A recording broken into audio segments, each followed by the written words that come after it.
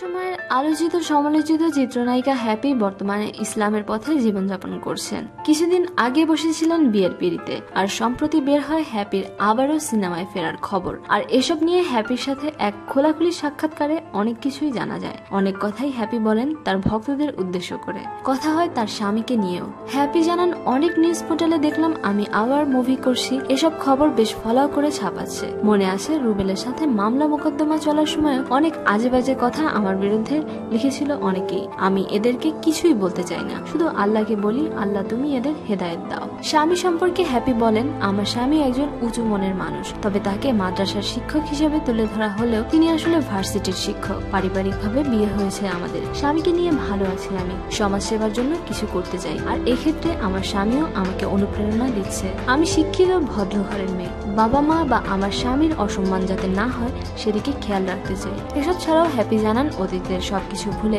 জীবনটাকে সুন্দরভাবে সাজাতে চান তিনি, একজন আদর্শ মানুষ হতে চান। হ্যাপির কাছ থেকে এত সুন্দর সুন্দর কথা শুনে ভালোই লাগলো আমাদের। আপনাদের কেমন লাগলো জানান কমেন্ট সেকশনে। শোবিজের আরো নিত্য নতুন খবর জানতে আমাদের সাবস্ক্রাইব করুন, লাইক দিন এবং কমেন্ট করতে ভুলবেন না।